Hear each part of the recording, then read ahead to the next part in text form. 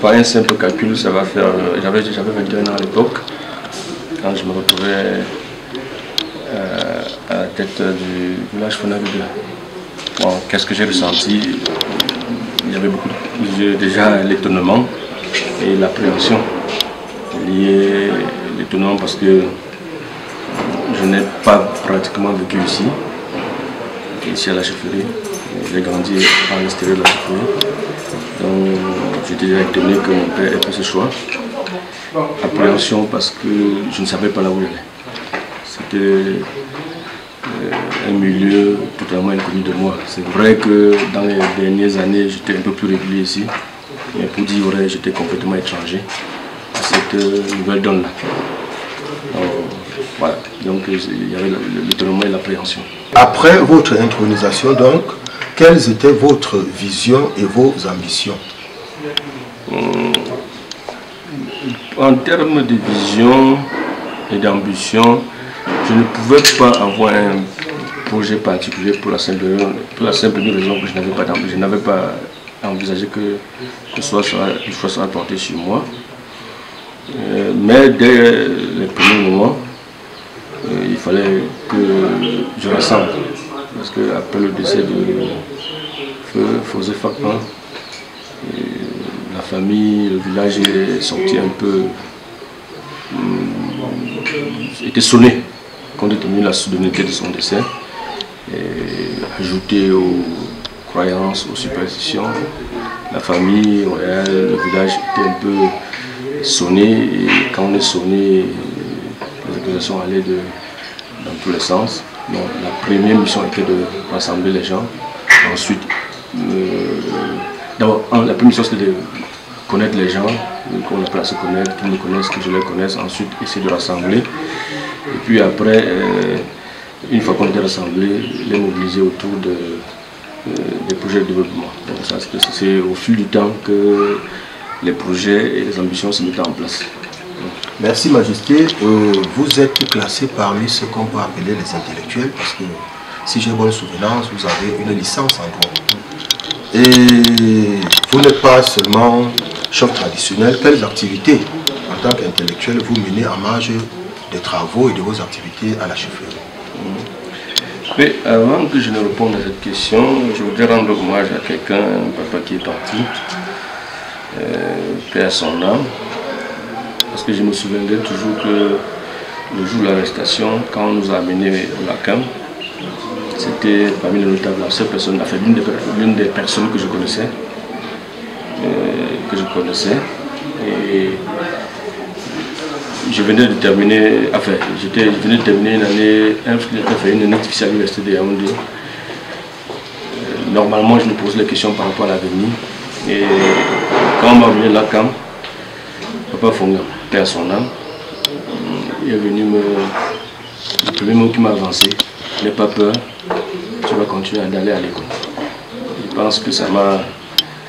C'est l'une des phrases qui m'a le plus rassuré quand je me suis retrouvé là, comme dans toute surprise. Bon, après maintenant, oui, je suis allé à l'école. Je pense que la charge a dû constituer un petit frein. Parce que je pense que j'avais le potentiel de faire mieux que ce que j'ai fini par faire. Bon, mais après, qu'est-ce que je fais? Je suis un touche-à-tout. Je fais l'agriculture et l'élevage, même si les stages ici ne sont pas terribles. J'ai fait du commerce, j'ai travaillé à la Caplanée. Donc aujourd'hui, je fais des affaires en menant aux activités d'agriculture et d'élevage comme tout chef, que la plupart des chefs le font dans leur concession. Merci Majesté. Après 30 ans de règne, croyez-vous avoir totalement réussi ou avez-vous quelques regrets? S'il faut faire un bilan de votre parcours, quel taux de réussite pouvez-vous accorder à vos actions et à vos réalisations et quelles sont vos réalisations majeures en 30 ans? Oui, il est toujours très difficile de s'auto-évaluer parce que ça peut s'apparenter à l'auto-glorification. Donc, sur ce point, je veux laisser en grande partie aux soins, aux FONA qui m'ont connu, avec qui j'ai travaillé pendant tout ce temps, de donner leur opinion, justement en ce qui concerne le pourcentage. Bon, pour le reste, il y a quelques points sur lesquels je ne peux pas m'appesantir. L'un des défis que je m'étais donné à l'époque, c'était de relever le niveau de l'éducation au village. Parce que je m'étais rendu compte que, au sortir des années 90, l'école n'était plus là, une grande priorité pour beaucoup de parents. La première chose que j'ai faite avec l'aide de certains groupes, c'était de créer une maternelle.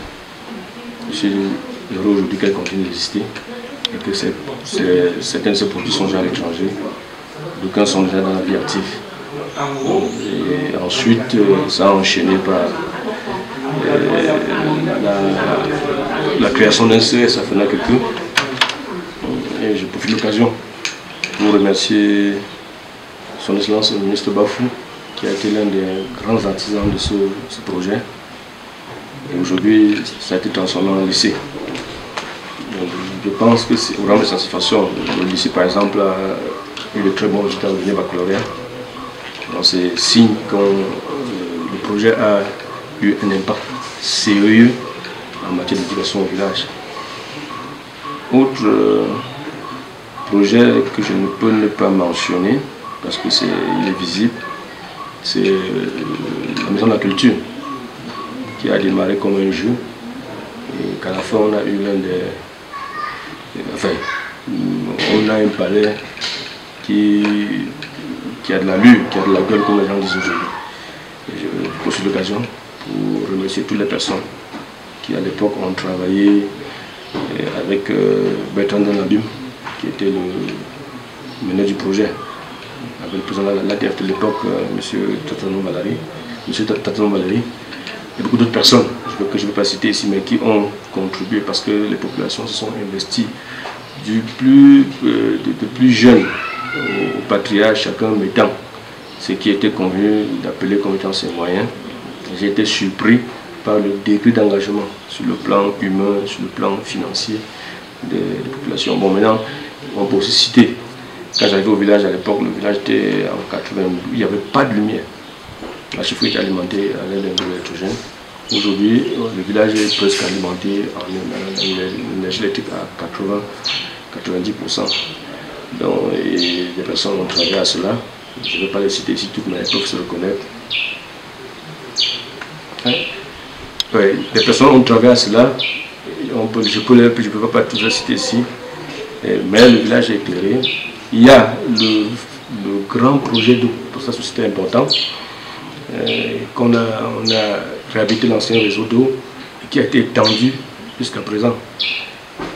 Sur ce projet en particulier, il y a une ONG qui nous a donné un grand coup de main, le SLCD, Service laïque pour la coopération et le développement. Une ONG par exemple en Belgique qui, à travers mon représentant, M. André, de la communauté FONA de Douala, qui a essentiellement contribué pour qu'on ait de l'eau, même si les gens peuvent tout en temps estimer que ce n'est pas suffisant. Mais je pense que ça a sérieusement contribué à éradiquer les maladies liées à l'eau dans le village. Et ça, c'est important. Donc voilà quelques projets, je ne peux pas tous les citer ici, mais je pense que c'est des choses sur lesquelles on peut. Maintenant, au rang de regret, au rang des regrets, c'est que c'est un sujet un peu particulier et que les gens n'aiment pas souvent qu'on en parle. Mais j'aime souvent le dire qu'une communauté ne peut pas se développer si les superstitions sont ancrées dans les mentalités des gens, si certaines croyances sont ancrées dans les mentalités des gens. Donc j'invite souvent les populations à sortir de ce canon. On ne connaît pas une communauté qui se développe en croyant à des choses qui ne font pas avancer. Donc croire à la sorcellerie, les accusations, les gens quand les gens sont malades, ils doivent se rendre à l'hôpital. Donc c'est déjà de croyances, je veux les combattre jusqu'au dernier de mes souffles. parce que j'estime que c'est ça qui tire la communauté vers l'arrière. Et en même temps, il faut croire aux enfants, croire à la jeunesse, croire à la population qu'on est capable de tout faire, si on a la volonté. Et si dans les mentalités, dans les croyances, il y a des blocages, ça ne peut pas aider. Les enfants sont là, il faut les faire comprendre que c'est à force du travail, rien que le travail, que par le savoir, on peut toucher des signes. Et s'il y a des croyances qui croient qu'on peut penser que pour réussir à l'école, c'est parce qu'on est sorti disons, des temps un génie ou que parce que le parent est monté, ça ne peut pas faire avancer la communauté. Bon, maintenant, il y a aussi d'autres plans. J'ai le regret d'avoir constaté que quand je venais, on ne parlait pas de drogue. Les drogues, de petites drogues dans le village. Ce n'est pas un problème spécifique à Fona, c'est le problème de tous les villages dans les zones rurales. Mais je regrette de me retrouver en face de ça parce que pour moi c'est une sorte d'échec. Il y a la délinquance en zone rurale qui prend de l'ampleur. Et puis des jeunes qui ont de plus en plus tendance à s'adonner au lieu de se former, à s'adonner des métiers tels que le bensikin et tout ça, ça ne permet pas au village d'avancer. Donc c'est les choses sur lesquelles je regrette. Mais en même temps, de l'autre côté aussi, j'ai dit avec un petit bémol que ce n'est pas le lot de Fona, c'est un problème lié à toutes les communautés au Cameroun et que chacun doit y mettre du sien pour essayer de les éradiquer.